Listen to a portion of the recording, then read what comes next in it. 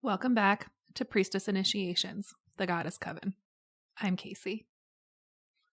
This is episode 8, and today we're talking about Hecate, the torchbearer, the key holder, the goddess of the Crossroads. This episode releases on December 17th, and we're approaching a deeply liminal space right now, between Winter Solstice on December 21st and the Chinese New Year on January 29th, 2026. I know, already, right? And that's when the year of the wood snake gives way to the year of the fire horse. The winter solstice is the longest night of the year, the darkest moment, the turning point where the light begins its slow return. For those of you who suffer from some seasonal effectiveness disorder like myself, you're probably cheering the sun's return.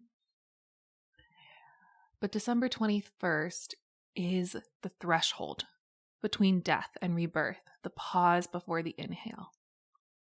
And Yule, the ancient celebration of this solstice, honors that darkness isn't something to rush through.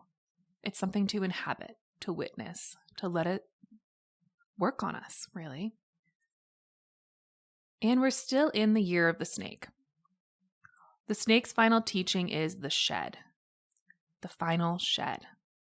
Releasing what no longer fits, letting go of old skins so new growth can emerge.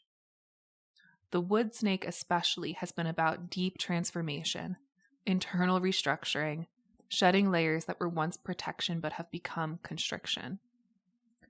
But we haven't crossed into the fire horse yet. That happens January 29th, 2026. And fire horse energy is completely different. It's forward motion, passion, independence, breaking free. It's the gallop after the shed. So right now, we're in the in-between. We're in the liminal space between the slow internal transformation of the snake and the bold, visible action of the horse. Between the darkness of the solstice and the returning light. Between who we were and who we're becoming. This is Hecate's domain. Hecate is the one who stands in the liminal spaces, the in-between places, the thresholds where transformation happens. She doesn't rush you through. She holds the space while you decide which path to walk. If you're standing at a crossroads right now, if you're between who you were and who you're becoming, if you're in the uncomfortable in-between, if you're shedding your snakeskin but not yet ready to gallop as the horse, Hecate is with you. She lights the path, but she doesn't choose for you. That's your sovereignty. Let's start with what they don't tell you about Hecate. They tell you she's the crone, the old woman at the crossroads, the third part of the maiden mother crone trinity. As if she's only 1/3 of something, only one phase, only the ending. But that's not who Hecate is. That's what patriarchy did to her. Tried to contain her, diminish her, make her fit into a neat little box. Before they made her into just the crone, Hecate was whole onto herself. She was never diminished, never partial, never waiting to be completed by the other phases. She held all phases simultaneously. Maiden, mother, crone. All at once. She is the totality, not the fragment. And here's what's important. Zeus himself honored this. When the Titans fell and the Olympians rose to power, when the cosmos was divided among the new gods, Zeus left Hecate's power untouched. Alone among the Titans, she retained her ancient sovereignty over earth, sea, and sky. She held the keys to all realms. She walked freely through all worlds. No door was closed to her. No threshold could bar her passage. Just think about what that means for a second. Zeus, king of the gods, patriarch of Olympus. He couldn't touch her. He didn't even try. He recognized that Hecate's power was older, deeper, more fundamental than his. She predates the patriarchal order. And even when that order rose to dominance, it couldn't diminish her. But the poets tried anyway. They made her into a helper, a witness, a supporting character in someone else's story. They tell you that Hecate's most important role was hearing Persephone scream when Hades abducted her, that she helped Demeter search for her daughter, and that she became Persephone's companion in the underworld. They frame her as secondary, the friend who helps, the goddess who lights the way for others but has no journey of her own. But here's what they couldn't erase. Hecate heard Persephone scream because she dwells in the liminal spaces where most gods fear to tread. And that's because she is a titan. Not a god, a titan. She inhabits the crossroads, those places of choice where one path becomes three, where the known world meets the unknown, where transformation is not just possible, but inevitable. Of course she heard. She's always listening at the thresholds where one world touches another. So when she took up torches to guide Demeter through the darkness searching for Persephone, it wasn't servitude. It was sovereignty in action. The choice to light the path for another, to use her intimate knowledge of darkness to serve the search. Hecate understands what others forgot. You can't truly guide unless you yourself have walked in darkness. The most powerful leadership is not commanding from above, but accompanying through shadow, holding the torch so others can see, because you already know the way. And after Persephone's return, Hecate became her eternal companion, walking with her between the worlds. Some call this attendance, as if Hecate is Persephone's servant. But look closer. Persephone needed Hecate, because the young goddess had been fractured, split between upper and lower worlds, maiden and queen. She didn't know how to hold both yet. She didn't yet know how to be spring goddess and death queen simultaneously. Hecate, who is never split, who holds all realms at once, taught Persephone the secret that patriarchy fears most. You can inhabit multiple truths. You can hold apparent contradictions. You can be tender and fierce, innocent and knowing, above and below. Wholeness is not choosing one, but holding all. This is Hecate's deepest teaching. She's the goddess of the and, capital A-N-D, and, not the or. She doesn't make you choose between being maiden or mother or crone. She teaches you to be all of it, simultaneously, integrated. They tried to make her frightening. They placed her at crossroads, not as a figure of power, but as a spirit to be appeased, to be left offerings so she wouldn't curse travelers. They associated her with ghosts, with night terrors, with the fearful dark. But Hecate is not frightening. She is honest. She shows us what we fear to see. She illuminates what we've hidden even from ourselves. Her torches don't just light the external path. They burn away our self-deceptions. This is why people fear her. Not because she's dangerous, but because she insists on truth. She reveals that every crossroads we encounter outside is a mirror of the crossroads within. Her dogs howl at night, not to terrorize, but to alert, to wake us up, to call us to consciousness, to remind us that guardianship requires vigilance. Her serpents coil around her, not as threats, but as symbols of wisdom, transformation, shedding what no longer serves.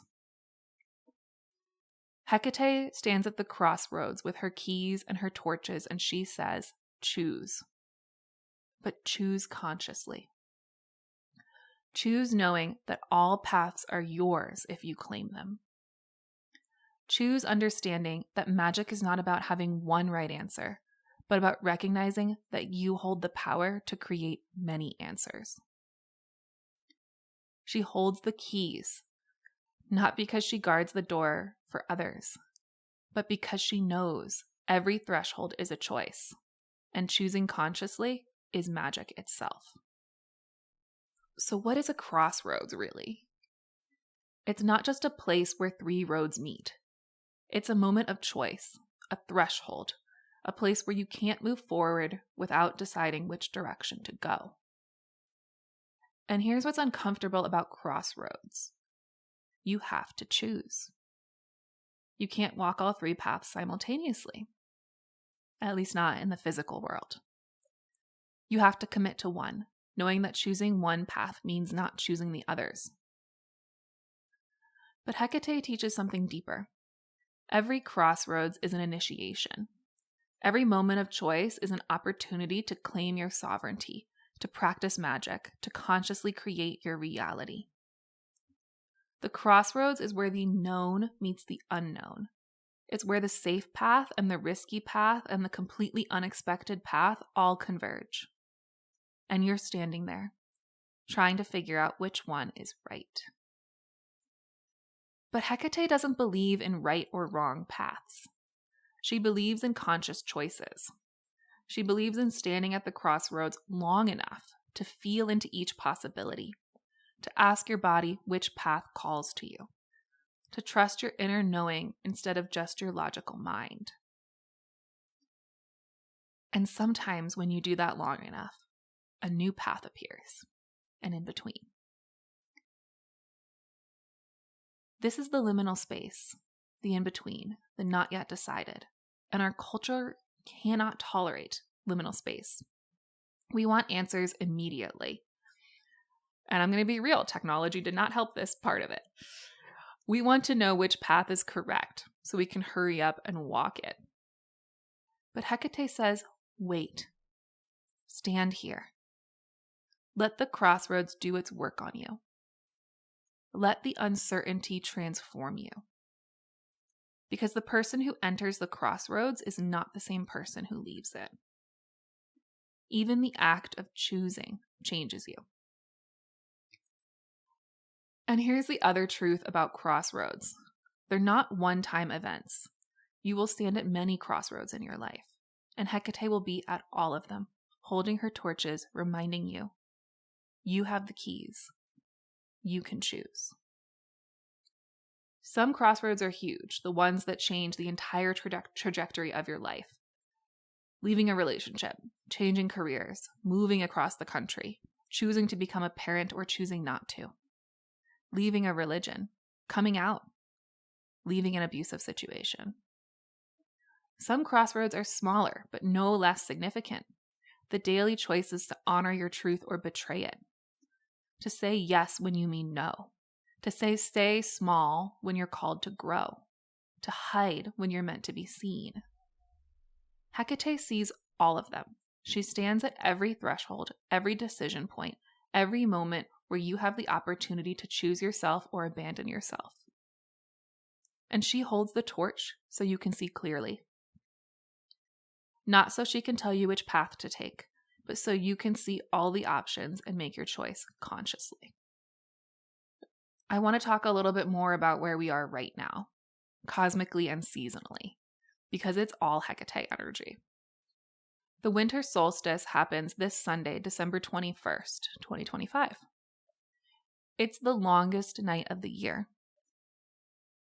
That moment when darkness is at its peak before the light slowly returns.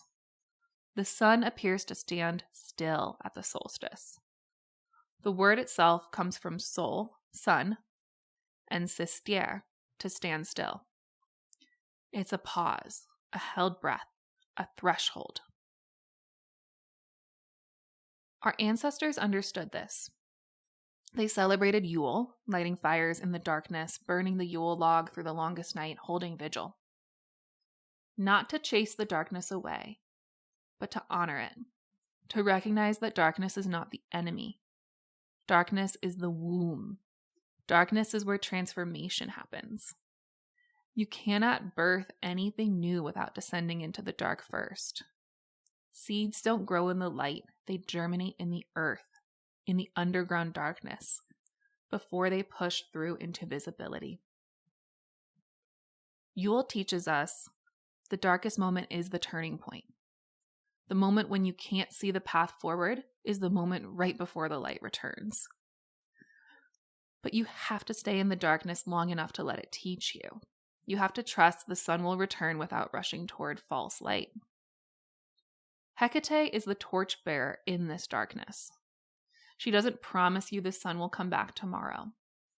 She holds the flame tonight. She lights enough for you to see one step ahead. She reminds you that you don't need to see the whole path. You just need to see the next choice. And right now, we're also still in the year of the wood snake. The snake is about transformation that happens slowly, internally, invisibly. It's about shedding skins, releasing what no longer fits, letting go of identities that have become too small, releasing protection that's become prison. The wood snake specifically asks, what structures in your life need to be released? What frameworks are you outgrowing? What beliefs, relationships, ways of being are you ready to shed? But the shed isn't easy. It's vulnerable. It's uncomfortable. The new skin underneath is soft, tender, exposed. You can't rush it. And we haven't crossed into the fire horse yet. That transition happens January 29th, 2026, Chinese New Year, the official start of the fire horse year. Fire horse energy is movement, action, passion, independence. It's forward momentum, breaking free, claiming your wildness, refusing to be tamed. And if you've been listening to this podcast, you might hear a little bit of some other dark goddesses we've talked about in that. I'm thinking of Lilith with the refusal to be tamed. But here's what's important. We're not there yet. Right now we're in the space between snake and horse, between the shed and the gallop, between the darkness and the solstice and the returning light, between who we were and who we're becoming. This is the liminal space, and Hecate is the goddess of liminal space. Liminal comes from the Latin word limen, which means threshold. It's the space between one state and another. It's the doorway, not the room. It's the crossroads, not the destination.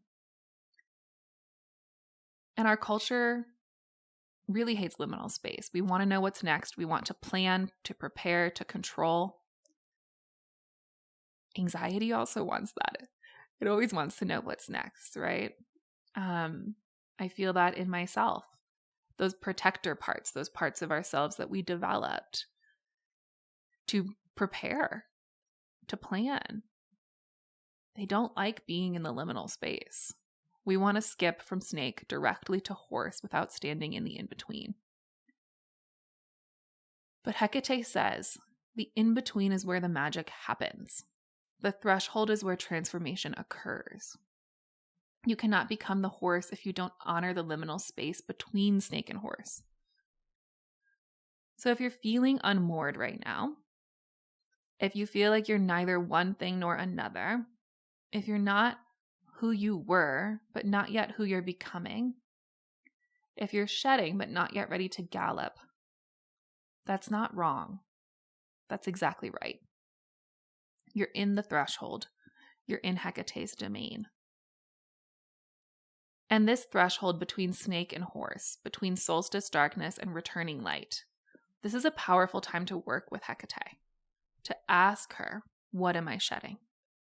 What keys am I claiming? What path is calling me forward? Because here's what she knows. The fire horse is coming. The light is returning. The gallop is ahead. But first you have to stand at the crossroads. You have to honor the darkness. You have to let the old skin fall away completely before you can step into the new. Hecate holds the torch through it all. She doesn't rush you. She just lights the way, one step at a time, reminding you, you have the keys. You can choose. And when you're ready, the path will reveal itself. Trust the liminal space. Trust the threshold. Trust that standing at the crossroads is not stalling. It's sacred work. The snake taught you to shed. The horse will teach you to run. But Hecate teaches you to stand in the space between, holding your torch, claiming your keys, choosing consciously. That's the work right now. That's the initiation. So I want to talk about keys a little, because Hecate is always depicted with keys. Usually big, old, rusty iron keys.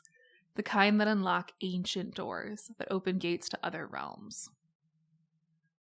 But what do those keys actually represent? Sovereignty, access, the power to open what's been closed, to enter what's been forbidden, to unlock what's been hidden. The power to break the matrix, which we're going to do a bonus episode on the solstice. I have an announcement, breaking my own matrix.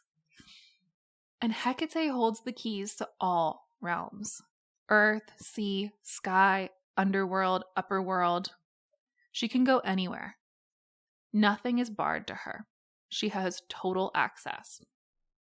And her teaching is, so do you. You hold the keys to your own life, your own choices, your own sovereignty, but you have to claim them. Most of us were never taught that we hold keys. We were taught that someone else holds the keys. Our parents, our partners, our bosses, the church, the system, the patriarchy, the school. We were taught to ask permission, to wait for approval, to defer to authority.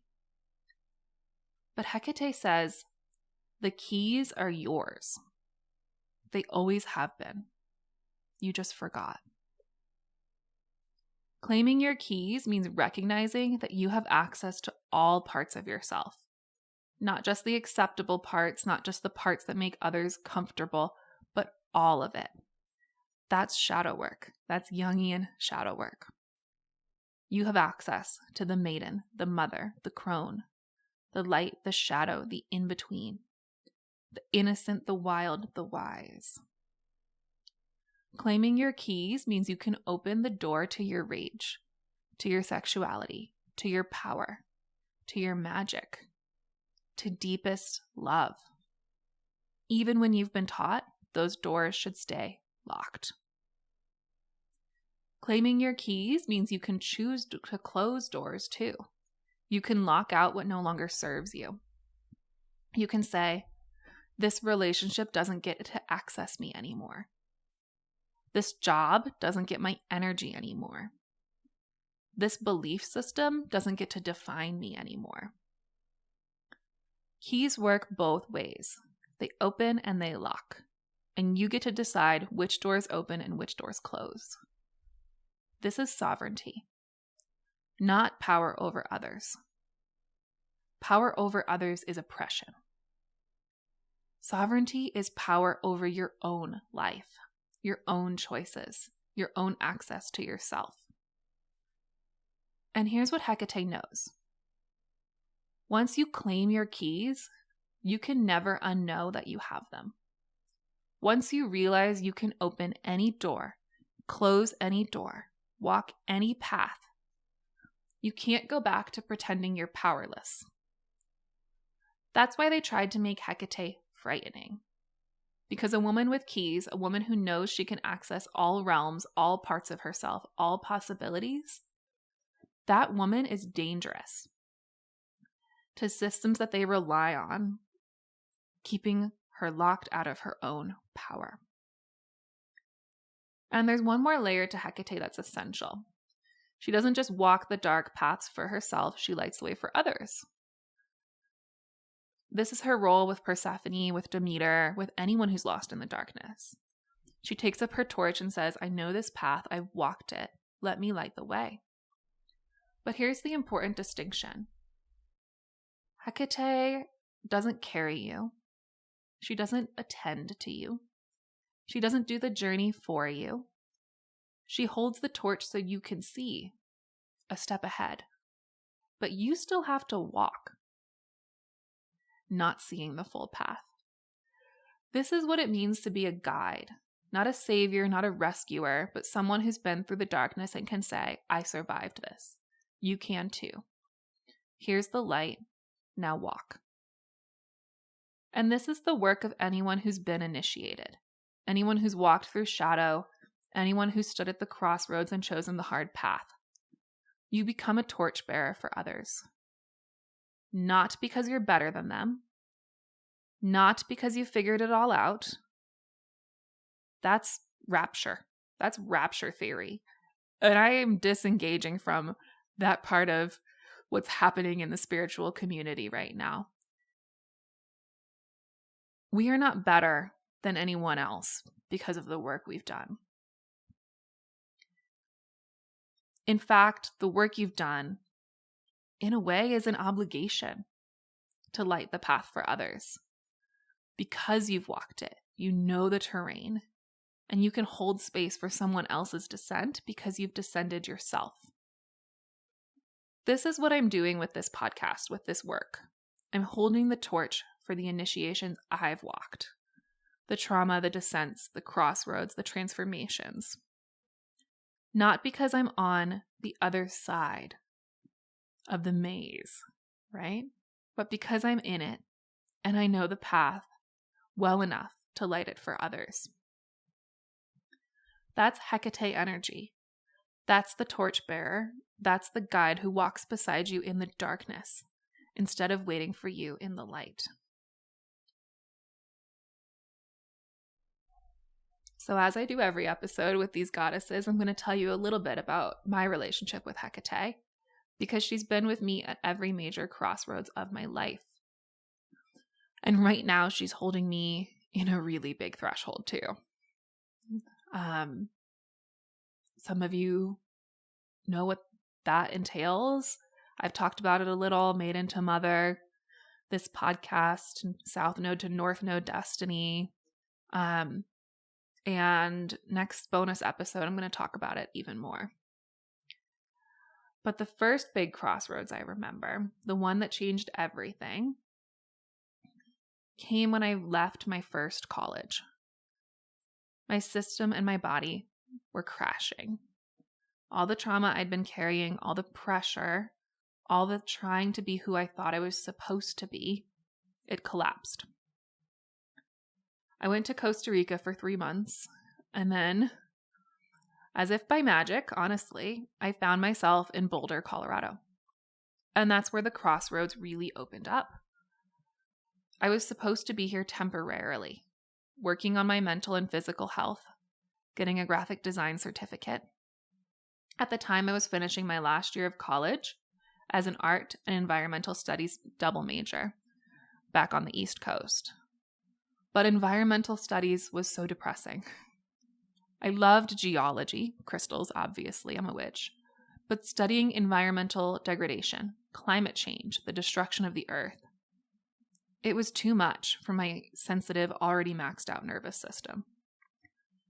And the art department wanted me to choose a lane, pick a style, pick a medium, be marketable.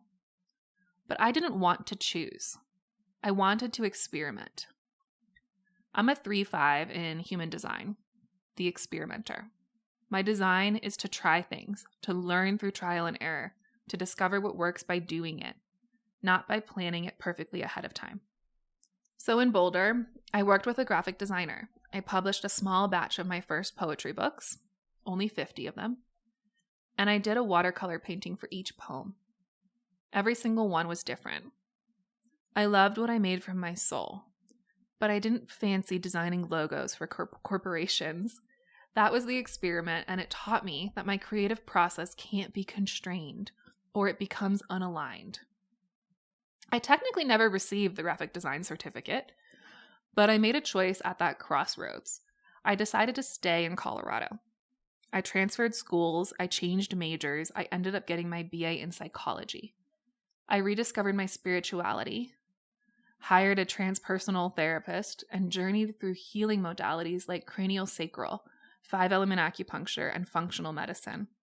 Things that actually helped me heal my body and mind.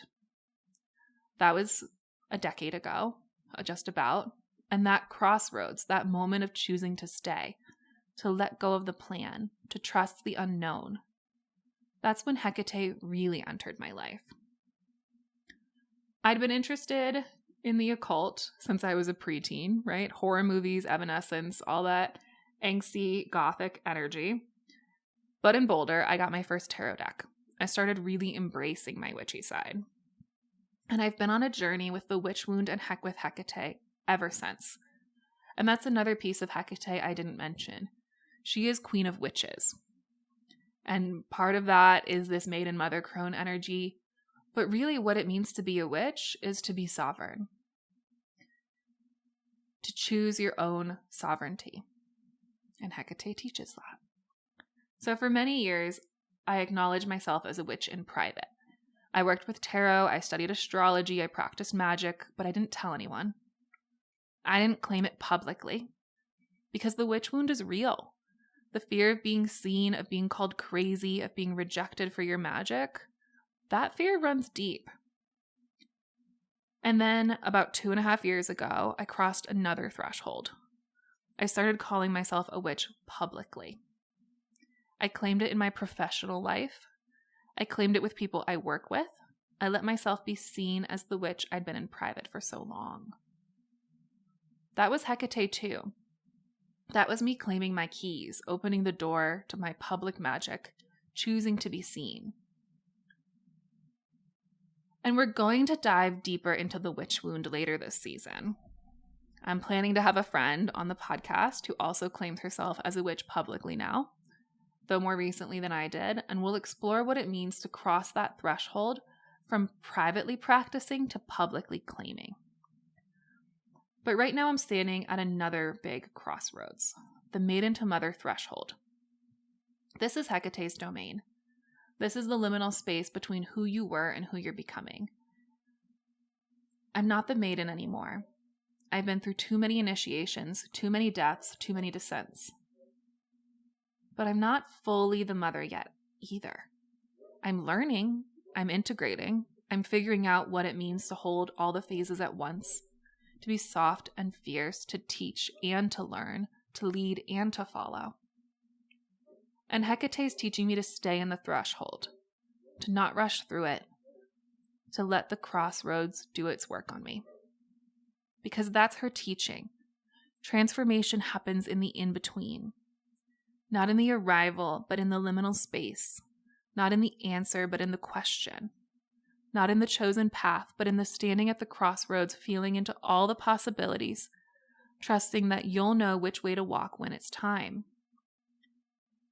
Hecate's been my torchbearer through every descent, every crossroads, every threshold, even before I recognized it. And she's holding the light for me right now in this maiden to mother passage, reminding me, you have the keys. You can open any door. You don't have to rush. The threshold is where the magic happens. And that's what I want you to know. If you're standing at a crossroads right now, if you're in the in-between, if you feel like you're neither one thing nor another, Hecate's with you. She's holding the torch. She's reminding you that you have the keys. She's teaching you that liminal space is sacred, not something to escape. Trust the crossroads. Trust the threshold. Trust that you'll know which path to walk when it's time. And Hecate's walking with you. So let's close with a Hecate practice, standing at your inner crossroads.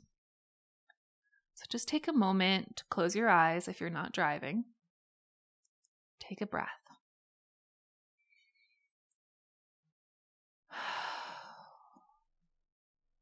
Now imagine yourself standing at a crossroads. 3 or more paths stretch out in front of you.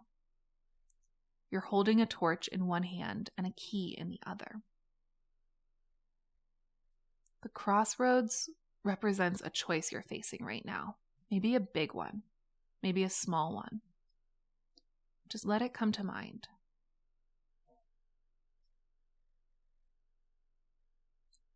Go with your instinct. Now look down the first path. What do you see? Where does it lead? You might not know, and that's okay. But how does your body feel when you imagine walking that path?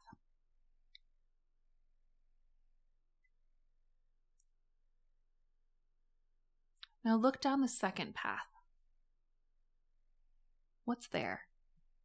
What does this path offer? How does your body respond?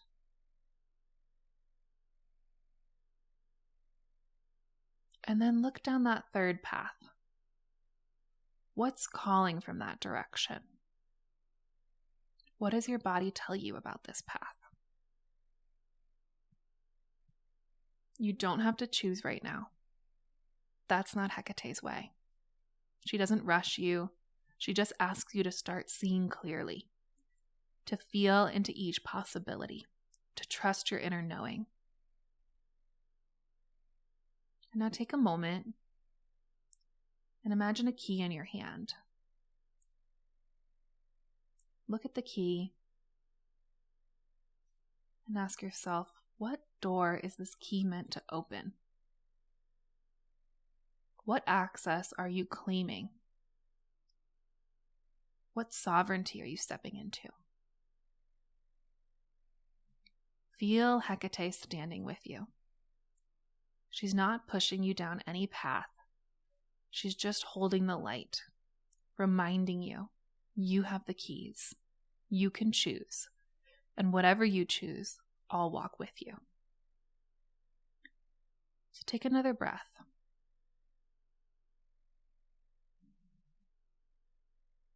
And when you're ready, open your eyes. Everything we explore here lives in practice. The website link is somewhere in this episode bio for our free community, where you'll find our ritual grimoire, embodiment library, and online workshops diving deeper into the work. If this work is serving you and you want to support the podcast, I have a Patreon where you get monthly new moon rituals, the ability to list your business in our Coven shop, and more. That link is in the bio. And your support helps me keep creating this content and building the Coven. And if you're loving the podcast, please leave a review. It helps us reach more people who are ready for this medicine. Subscribe so you don't miss an episode. Trust the spiral. This podcast is spiritual teaching, not therapy or medical advice.